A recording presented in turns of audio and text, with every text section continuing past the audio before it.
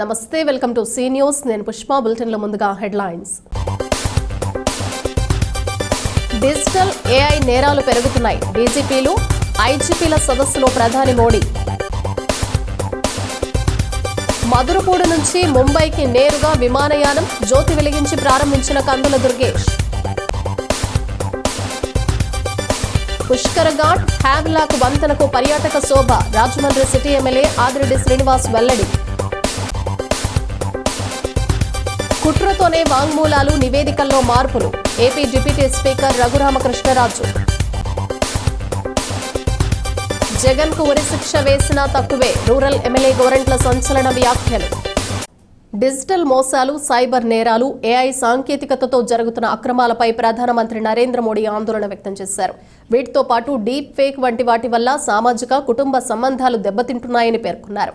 Smart పోలీసింగ్ను అమలు చేయాలని police ఉన్నతాధికారులకు మోడీ సూచించారు. భువనేశ్వర్లోని లోక్ సేవా భవన్ కన్వెన్షన్ సెంటర్లో డీజీపీలు, ఐజీపీల 3 రోజుల సదస్సులో చివరి రోజు ఆయన మాట్లాడారు. కానిస్టేబుళ్ల స్థాయిలో టెక్నాలజీని వినియోగించి వారిపై పని భారాన్ని తగ్గించాలని సూచించారు. ఈ సదస్సులో దేశ భద్రతా వ్యవహారాలకు సంబంధించి మేధోమథనం జరిగింది. ఉగ్రవాద, మావోయిస్టుల నియంత్రణ, సైబర్ నేరాల కట్టడి, మహిళలపై జరుగుతున్న హత్యాచారాల నియంత్రణ, జల మార్గంలో సమర్థ బందోబస్తుకు సంబంధించి తీర్మానాలు జరిగాయి. సైబర్ నేరాలపై యుద్ధాన్ని ఓ అవకాశంగా తీసుకుని పోలీసు అధికారులు పనిచేయాలని ప్రధాని సూచించారు. 59వదైన ఈ సదస్సులో 250 మంది అధికారులు ప్రత్యక్షంగా పాల్గొన్నారు. మరో 750 మంది వర్చువల్గా హాజరయ్యారు. కేంద్ర హోంమంత్రి అమిత్ షా, జాతీయ భద్రతా సలహాదారు అజిత్ దోబాల్ పాల్గొన్నారు. రాజమహేంద్రవరం ముంబై ఎయిర్ బస్ విమాన సర్వీస్ ఆదివారం ప్రారంభమైంది. ఇక్కడి నుంచి 114 మంది ప్రయాణికులతో రాత్రి 9 గంటలకు రాజమహేంద్రవరం విమానాశ్రయంలో ఎయిర్ బస్ విమానం టేకాఫ్ అయింది. ప్రయాణికుల హర్షధ్వానాల మధ్య ఈ విమాన సర్వీసు ప్రారంభమైంది. ముంబై నుంచి 173 మంది ప్రయాణికులతో వచ్చిన మరో విమానానికి రన్వేపై వాటర్ క్యానన్ సెల్యూట్తో స్వాగతం పలికారు. రాజమహేంద్రవరం విమానాశ్రయానికి ఎయిర్ బస్ రావడం ఇదే తొలిసారి. పర్యాటక శాఖ మంత్రి కందుల దుర్గేష్, ఎమ్మెల్యేలు బత్తుల బలరామకృష్ణ, గోరంట్ల బుచ్చయ్య చౌదరి, ఆదిరెడ్డి శ్రీనివాస్, నల్లమెల్లి రామకృష్ణారెడ్డి, ముప్పిడి వెంకటేశ్వరరావు, రుడా చైర్మన్ బొడ్డు వెంకటరమణ చౌదరి, బీజేపీ రాజనగరం కన్వీనర్ నీరుకొండ వీరన్న చౌదరి తదితర ముఖ్య అతిథులతో పాటు ఏపీడీ జ్ఞానేశ్వరరావు టెర్మినల్ భవనం వద్ద నిల్చుని ప్రయాణికులకు స్వాగతం పలికారు. అంతకుముందు వీరు జ్యోతి ప్రజ్వలన చేశారు. కందుల మాట్లాడుతూ రాష్ట్రంలో పర్యాటక రంగానికి ముఖ్యమంత్రి నారా చంద్రబాబు నాయుడు, డిప్యూటీ సీఎం పవన్ కళ్యాణ్ అత్యధిక ప్రాధాన్యం ఇస్తున్నారని అన్నారు. ఈ నెల 12 నుంచి ఢిల్లీకి నేరుగా విమాన సర్వీసు ప్రారంభమవుతుందన్నారు. త్వరలోనే తిరుపతి, షిరిడి వంటి ఆధ్యాత్మిక నగరాలకు కూడా నేరుగా విమానాలు నడిపేందుకు కేంద్ర పౌర విమానయాన శాఖ ఏర్పాట్లు చేస్తోందని జ్ఞానేశ్వర్ తెలిపారు. ఆంధ్రప్రదేశ్ రాష్ట్ర సాంస్కృతిక రాజధాని అయినటువంటి రాజమండ్రి నుంచి భారతదేశ వాణిజ్య రాజధాని అయినటువంటి ముంబైకి ఫ్లైట్ ఏర్పాటు చేయడం అనేది ఈ విమానయాన చరిత్రలో రాజమండ్రి వరకు ఇదొక శుభప్రారంభంగా చెప్పాలి. ముఖ్యంగా దీనికి కృషి చేసినటువంటి కేంద్ర విమానయాన శాఖ మంత్రులు రామ్మోహన్ నాయుడు గారు, రాజమండ్రి పార్లమెంట్ సభ్యులు శ్రీమతి పురంధేశ్వరి గారు ఇద్దరికీ కూడా మా అందరి తరఫున కూడా, తూర్పుగోదావరి జిల్లాకు సంబంధించినటువంటి అందరు శాసనసభ్యులు అందరి తరఫున కూడా ప్రత్యేకమైన ధన్యవాదాలు తెలియజేస్తూ, ఇవాళ రోజు రోజుకి పెరుగుతున్నటువంటి విమానయాన ప్రయాణికుల విషయంలో చాలా కాలం నుంచి ఈ ప్రాంతంలో వ్యాపార రీత్యా ముంబై, ఢిల్లీ లాంటి ప్రాంతాలకి వెళ్ళేటువంటి వారి సంఖ్య చాలా ఎక్కువగా ఉన్నటువంటి సందర్భాన్ని మనం చూస్తున్నాం.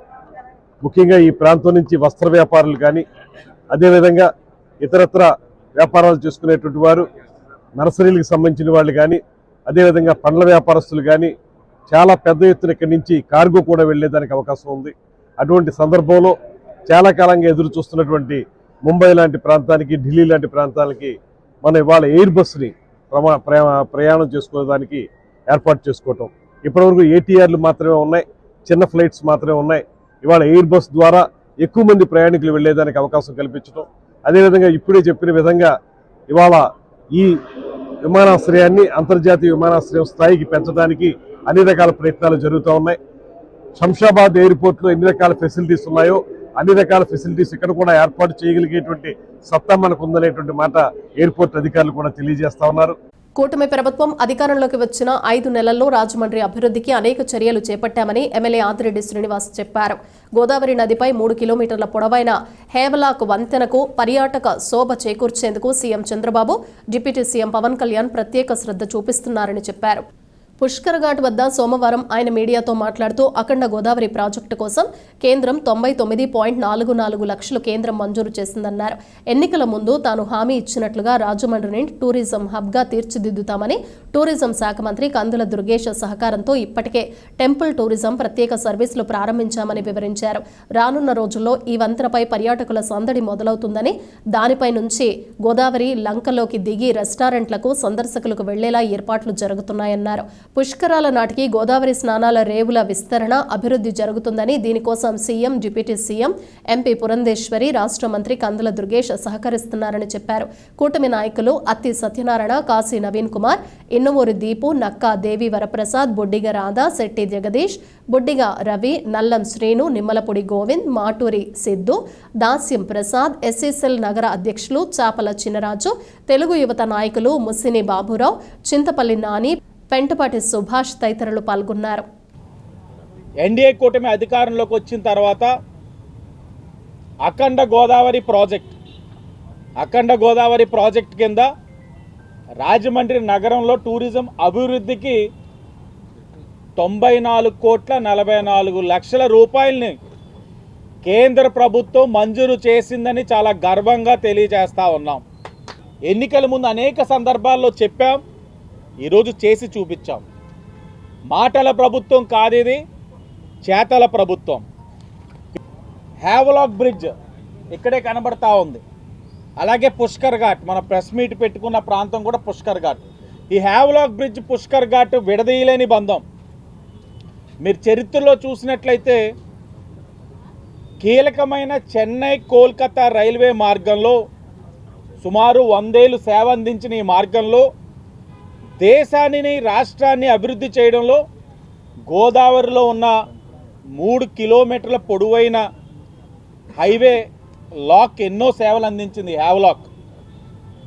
మరోవైపు పుష్కర్ ఘాట్ అంటారా, ఆధ్యాత్మికంగా ఇది రాష్ట్ర దేశ ప్రజలకి అందుబాటులో ఉంటూ లక్షలాది కోట్లాది మందిని సేవలు అందించే విధంగా ఈ యొక్క పుష్కర్ ఘాట్ కూడా అందరికీ ఉపయోగపడతా ఉంది. ఈ హ్యావలాక్ బ్రిడ్జ్ని, పుష్కర్ ఘాట్ని ఒక నెక్స్ట్ లెవెల్కి తీసుకెళ్లాలన్నది ఆయనకు ఒక ఆలోచన ఉంది. ఆ ఆలోచనకు తగ్గట్లుగా ఈ రోజున ఇక్కడ మా అందరి యొక్క ఆలోచనలతోటి ఈ యొక్క అఖండ గోదావరి ఏదైతే ప్రాజెక్ట్ కేంద్ర ప్రభుత్వం మంజూరు చేసిందన్న విషయం మీకు తెలియజేస్తా ఉన్నాం. ఈ బ్రిడ్జ్ ఏదైతే ఉందో 9 మీటర్ల వెడల్పు ఆ వంతెని తయారు చేసి, ఏదైతే మొత్తం బ్రిడ్జ్ అని కాకుండా ఫస్ట్ ఫేజ్లో 18 స్పైక్స్నే డెవలప్ చేసే విధంగా వాటిల్లో వివిధ స్టేజెస్లో, అంటే ప్రతి 50 మీటర్లకి ఎక్వేరియం అని వివిధ టనల్స్లో డెవలప్మెంట్ చేసేటట్లు డిపిఆర్స్, డిజైన్స్ కూడా అన్నీ రెడీ చేస్తున్నాం. మీకు ఇంకొక విషయం ఏమిటంటే ప్రతి 12 సంవత్సరాలకి మనకి పుష్కరాలు వస్తాయి. ఈ పుష్కరాలు మనం సుమారు 8 నుంచి 10 కోట్ల మందిని ఆశిస్తూ ఉన్నాం, భక్తులని. వీటన్నిటికి భక్తులు వచ్చే తాకిడిని కూడా తట్టుకునే విధంగా, మన సాంప్రదాయాన్ని కూడా ప్రతిబింబించే విధంగా ఇక్కడ పుష్కర్ ఘాట్లో కూడా ఏదైతే సుందరీకరణ పనులు చేస్తూ ఉన్నాం, ఈ ఘాట్స్ కూడా ఎక్స్టెండ్ చేస్తూ ఉన్నామని కూడా మీకు తెలియజేస్తూ ఉన్నాం. అలాగే ఇవన్నీ కూడా కార్యక్రమాలు టూరిజం హబ్గా చేయడం వల్ల మేము సాధించే ఘనత ఏంటంటే ఉపాధి అవకాశాలు, ఉద్యోగ అవకాశాలు కూడా కల్పించేందుకు అవకాశం ఉంటుంది. ఇవన్నీ కూడా చాలా దూరదృష్టితో ఆలోచించి ఇవన్నీ కూడా చేసుకుంటూ వచ్చాం. తనను కస్టడీలో హింసించిన కేసులో మతిమరుపు వచ్చినట్లు నటిస్తున్న వారు మినహా మిగిలిన వారంతా విచారణలో ఉన్నది ఉన్నట్టుగా చెప్పారని రాష్ట్ర శాసనసభ ఉపసభాపతి రఘురామకృష్ణరాజు వ్యాఖ్యానించారు. ఆయన భీమవరంలో మీడియాతో మాట్లాడారు. సునీల్ కుమార్ విదేశాలకు పారిపోకుండా చూడాలని ప్రభుత్వాన్ని కోరానని తెలిపారు. తనను అంతమొందించే కుట్రలో భాగంగానే అప్పటి అధికారులు చేయకూడని పనులెన్నో చేశారని, ఆరోగ్య నివేదికలను సైతం మార్చేశారని ఆరోపించారు. నాటి పోలీసులు తన వాంగ్మూలాన్ని కూడా మార్చారని అన్నారు. అప్పట్లో కస్టడీలో నన్ను బాగా చూసుకున్నారని, జగన్ విషయంలో నేను తప్పు చేసి బాధపడుతున్నానని వీఆర్ఓల వద్ద అంగీకరించానని, నేను అనని మాటలు అన్నట్లుగా తప్పుడు నివేదిక సిద్ధం చేశారని, దానిపై సంతకం పెట్టాలని ఎస్పీ దిలీప్ కుమార్ వచ్చి అడగ్గా అదంతా అబద్ధమని, నేను సంతకానికి నిరాకరిస్తే బెదిరించారని పేర్కొన్నారు. నన్ను అరెస్ట్ చేసేటప్పుడు ఏఎస్పీ విజయపాల్ నా మీద పడి ఫోన్ లాక్కున్నారు. అప్పటి CID chief PV Sunil Kumar ప్రోద్బలంతో గుంటూరు ప్రభుత్వాసుపత్రి సూపరింటెండెంట్ ప్రభావతి వైద్య నివేదికలు తారుమారు చేశారని తెలిపారు. విధి నిర్వహణలో ఉన్న ఓ అధికారి చేయకూడని పనులన్నీ సునీల్ కుమార్ చేశారని ఆరోపించారు. వేగం అయితే బాగా పుంజుకుంది. ఆ కేసు దర్యాప్తులో వేగం రెగ్యులర్గా అందరూ ఆ టీవీల్లో చూస్తున్నారు. మరి గత వారం ఆయన్ని విజయపాల్ గారిని బెయిల్ ఇవ్వటం కుదరదు అని తిరస్కరించిన తర్వాత మరి ఆయన్ని మరుసటి రోజు రాత్రి 9 గంటలకి అరెస్ట్ చేయటం, ఇదంతా కూడా తదనంతర చర్యలన్నీ కూడా చూసాం.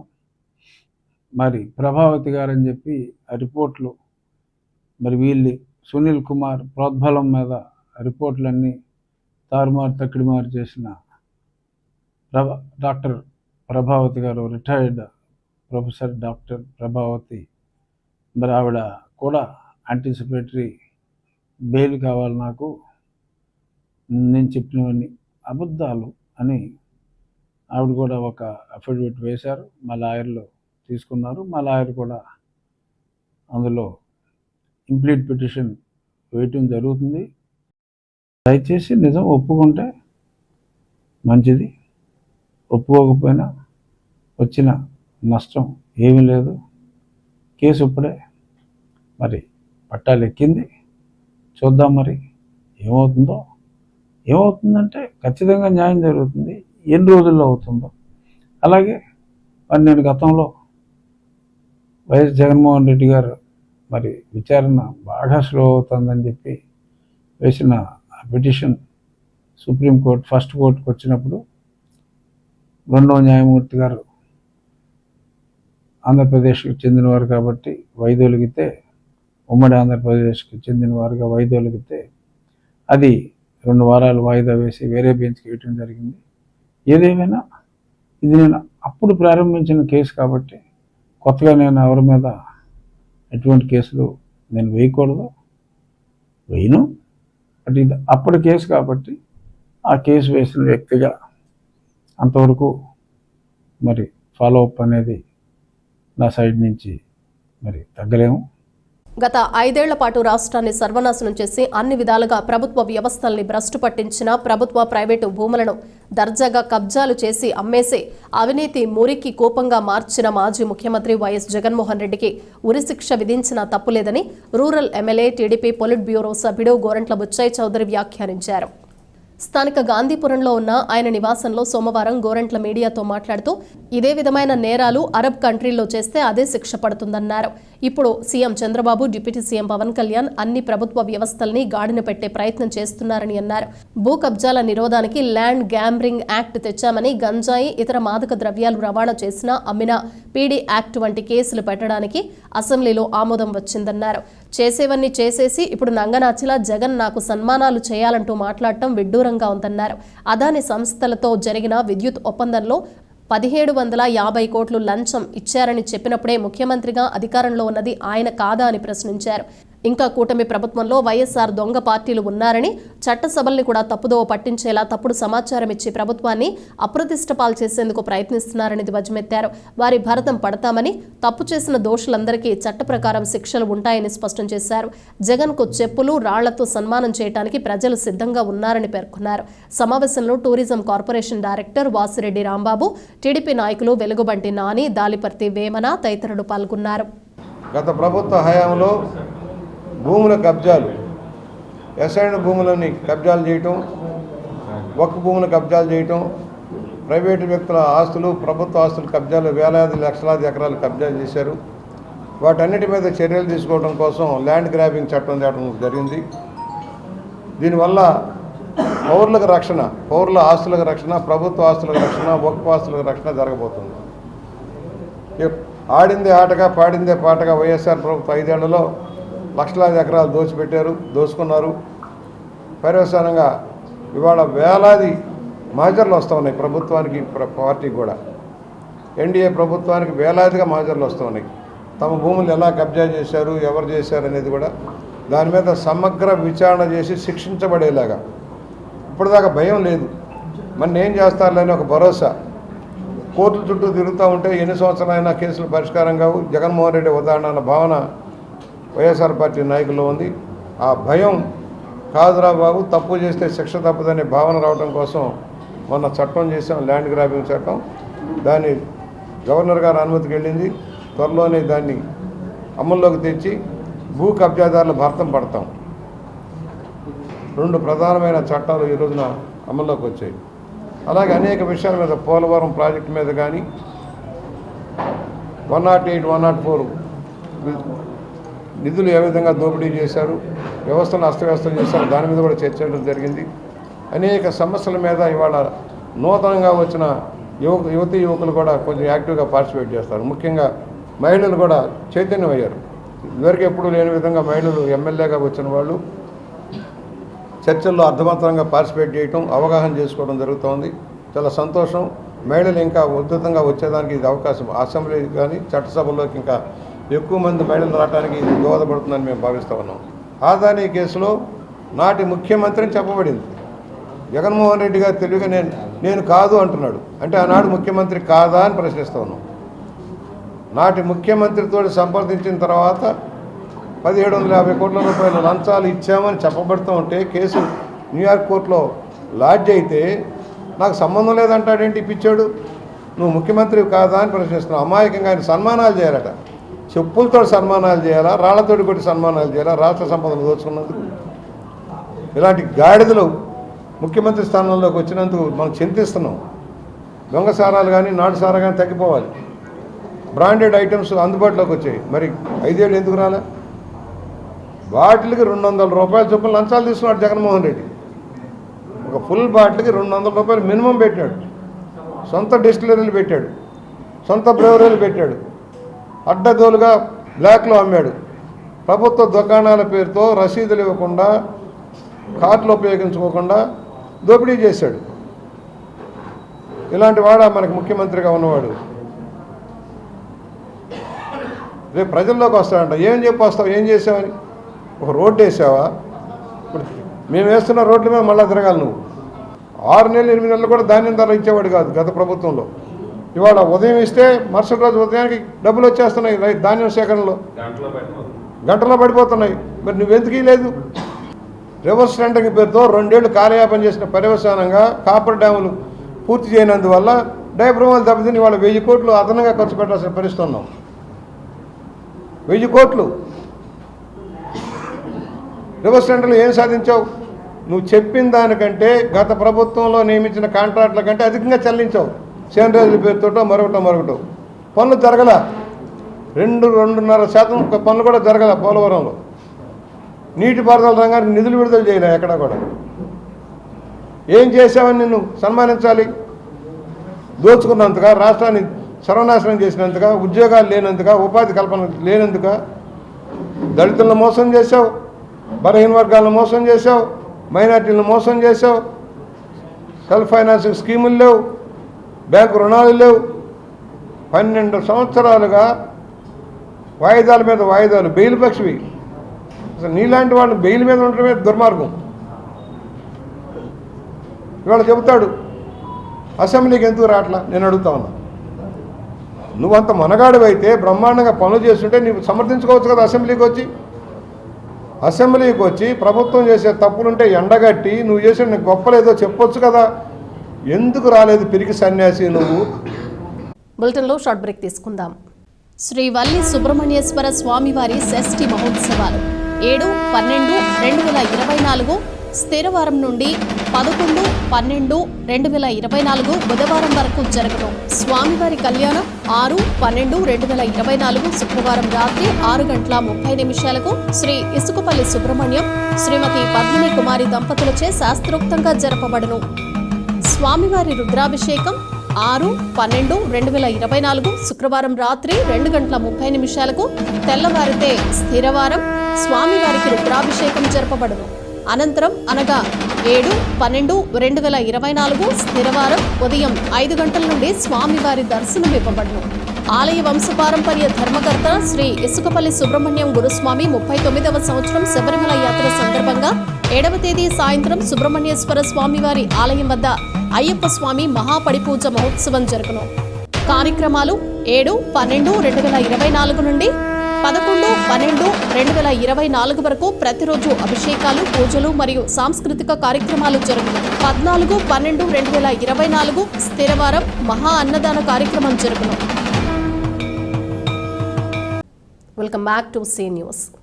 బాలమందిరం గోదావరి బాలోత్సవం సంయుక్త ఆధ్వర్యంలో డిసెంబర్ 1 ఆదివారం బాలల కథా రచన పోటీలు రాజమహేంద్రవరం శ్రీ కందుకూరి వీరేశలింగం ఆకస్మిక ఇంగ్లీష్ మీడియం పాఠశాలలో జరిగాయి. 4వ తరగతి నుంచి 10వ తరగతి వరకు చదివే ప్రభుత్వ, ప్రైవేటు విద్యాసంస్థల నుంచి చిన్నారులు హాజరయ్యారు. పోటీ ప్రారంభానికి ముందు కథా రచనపై కార్యశాల నిర్వహించడం జరిగింది. ఈ సందర్భంగా కథల వల్ల ప్రయోజనాలు, కథలు ఎలా రాయాలి వంటి అంశాలపై బాలమందిరం అధ్యక్షులు అంగర గోపాలకృష్ణ విద్యార్థులకు అవగాహన కల్పించారు. గోదావరి బాలోత్సవం ఆర్గనైజింగ్ కార్యదర్శి పి తులసి మాట్లాడుతూ విద్యార్థుల్లోని ప్రతిభా పాఠవాలు వెలికితీసేందుకు అనేక కార్యక్రమాలను నిర్వహిస్తోందన్నారు. బాలమందిరం కార్యవర్గం సభ్యులు చక్రవర్తుల అనంత పద్మనాభాచార్యులు, సిహెచ్ శేషకుమారి, గోదావరి బాలోత్సవం కార్యదర్శి సాయిబాబా, బాలోత్సవం కార్యనిర్వాహక సభ్యులు దొరబాబు, వినోద్, నవీన్ కుమార్, బాపిరాజు, నిశ్చల్, జోసెఫ్, సుధా, పవన్, భాస్కర్ తదితరులు పాల్గొన్నారు. స్థానిక గోదావరి గట్టున వేంచేసి ఉన్న పురాతన శ్రీ ఉమా మార్కండేయేశ్వర స్వామి ఆలయంలో కార్తీక మాసం ముగింపు సందర్భంగా రుద్రహోమం, పూర్ణాహుతి కార్యక్రమాన్ని ఆలయ ప్రధాన అర్చకుడు పెద్దింటి నీలకంఠ శర్మ ఆధ్వర్యంలో అంగరంగ వైభవంగా నిర్వహించారు. కార్తీక మాసం ప్రారంభమైన రోజు నుంచి స్వామివారికి ప్రతిరోజు ప్రత్యేక పూజలు, అభిషేకాలు జరుగుతున్నాయి. భక్తులు, దాతల సహకారంతో భక్తులకు అన్నప్రసాద వితరణ కూడా చేశారు. కార్తీక మాసం చివరి రోజు కావడంతో జరిగిన రుద్రహోమం, పూర్ణాహుతికి భక్తులు భారీగా తరలివచ్చారు. స్వామివారికి అఖండ హారతులు ఇచ్చారు. మణికంఠ స్వామి ఇచ్చిన హారతి ప్రత్యేక ఆకర్షణగా నిలిచింది. ఆలయ కమిటీ మాజీ చైర్మన్ ఇన్నమూరి దీపు, స్థానిక పెద్దలు, అర్చకులు పాల్గొన్నారు. కేంద్ర పర్యాటక సాంస్కృతిక మంత్రిత్వ శాఖ ఆధ్వర్యంలో శ్రీ వెంకటేశ్వర ఆనం కళా కేంద్రంలో కృష్ణవేణి సంగీత నీరాజనం నిర్వహించారు. మన సంస్కృతి, సాంప్రదాయ కళలు, కళాకారులను ప్రోత్సహించాల్సిన బాధ్యత ప్రతి ఒక్కరిపైన ఉందని జాయింట్ కలెక్టర్ ఎస్ చిన్నరాముడు పేర్కొన్నారు. ఆయన మాట్లాడుతూ సంస్కృతి సాంప్రదాయాలకు నిలయం రాజమహేంద్రవరం అన్నారు. కళలకు, కళాకారులకు పుట్టినిల్లుగా భావించే ఈ నగరంలో ఎంతో మంది కవులు, రచయితలు, సంఘ సంస్కర్తలు, కళాకారులు జన్మించి నలుదిశలా ఖ్యాతిని ఆర్జించారని అన్నారు. కృష్ణవేణి సంగీత నీరాజనం కార్యక్రమంలో భాగంగా ప్రముఖ కళాకారులు విదూషి తులసి విశ్వనాథ్ వారిచే గాత్ర కచేరీ శ్రోతలను ఎంతగానో ఆకట్టుకుందన్నారు. తులసి విశ్వనాథ వాద్యాలుగా వయోలిన్ పెరవలె నందకుమార్, మృదంగం మండపాక రవిని చిన్నరాముడు సత్కరించారు. ముందుగా విజయశంకర్ ప్రభుత్వ సంగీతం నుంచి కళాశాల విద్యార్థులచే నిర్వహించిన కూచిపూడి నృత్య ప్రదర్శన కార్యక్రమానికి విచ్చేసిన ఆహుతుల్ని ఎంతగానో అలరించింది.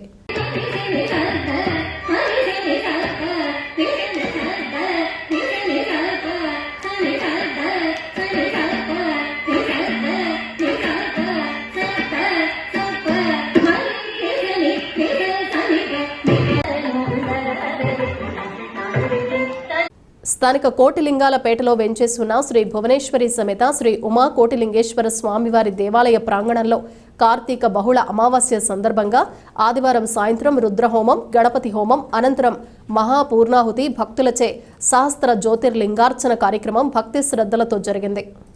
ఆలయం వద్ద మధ్యాహ్నం 3 గంటలకు స్వామివారికి బిల్వార్చన, అమ్మవారికి కుంకుమార్చన జరిపించారు. శ్రీరామచంద్రస్వామి వారికి తులసి పూజ, సీత అమ్మవారికి పుష్పార్చన, ఆంజనేయ స్వామి వారికి సింధూర పూజ, శ్రీ వీరభద్ర స్వామి వారికి అర్చన, శ్రీ కాలభైరవ స్వామికి అర్చన, ఆదిత్యాది నవగ్రహాలకు అర్చన కార్యక్రమాలు కార్యకర్తలు కందర్ప నాగరాజు శర్మ ఆధ్వర్యంలో నిర్వహించారు. సాయంత్రం జరిగిన సహస్ర జ్యోతిర్లింగార్చన సేవలో భక్తులు పెద్ద ఎత్తున పాల్గొని కార్తీక దీపాలు వెలిగించారు.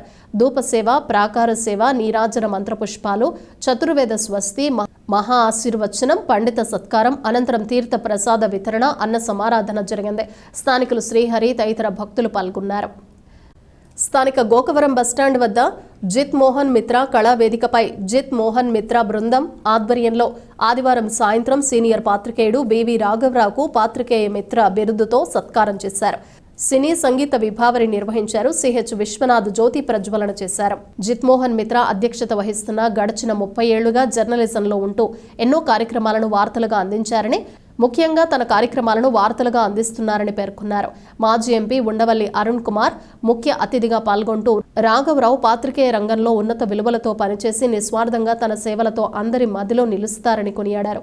జిత్మోహన్ మిత్ర బృందం తరపున రాఘవరావుని పాత్రికేయ మిత్ర బిరుదు అందించి ఘనంగా సత్కరించారు.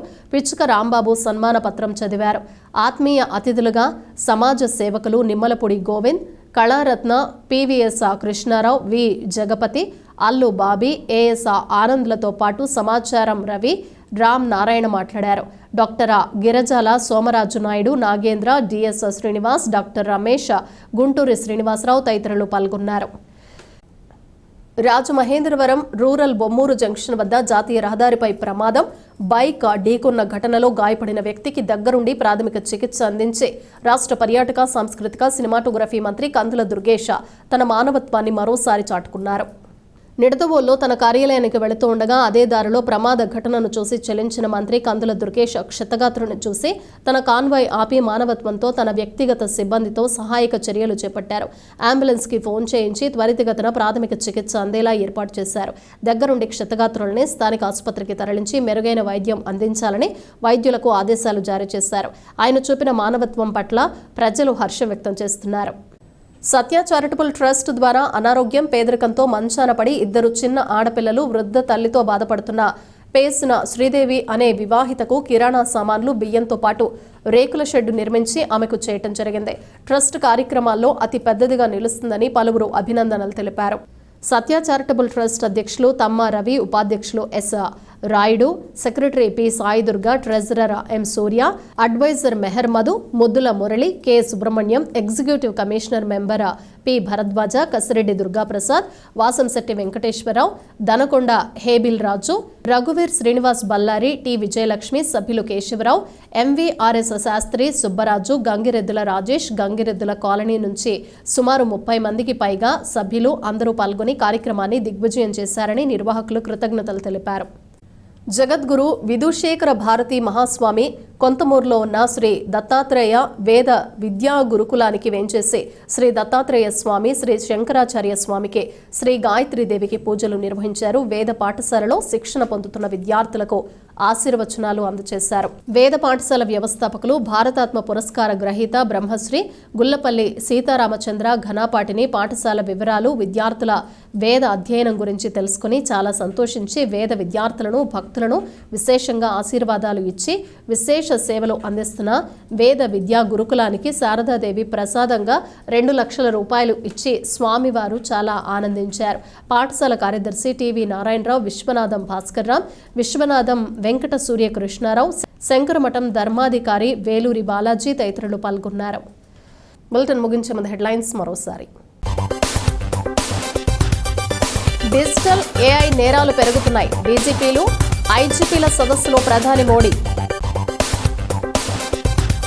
మధురపూడి నుంచి ముంబైకి నేరుగా విమానయానం, జ్యోతి వెలిగించి ప్రారంభించిన కందుల దుర్గేష్. పుష్కర్ ఘాట్, హ్యావ్లాక్ వంతెనకు పర్యాటక శోభ, రాజమండ్రి సిటీ ఎమ్మెల్యే ఆదిరెడ్డి శ్రీనివాస్ వెల్లడి. కుట్రతోనే వాంగ్మూలాలు, నివేదికల్లో మార్పులు, AP deputy speaker Raghuramakrishnaraju. Jagan కు ఉరిశిక్ష వేసినా తక్కువే, రూరల్ ఎమ్మెల్యే గోరంట్ల సంచలన వ్యాఖ్యలు. ఇవి బులెటిన్ విశేషాలు. Keep watching see news.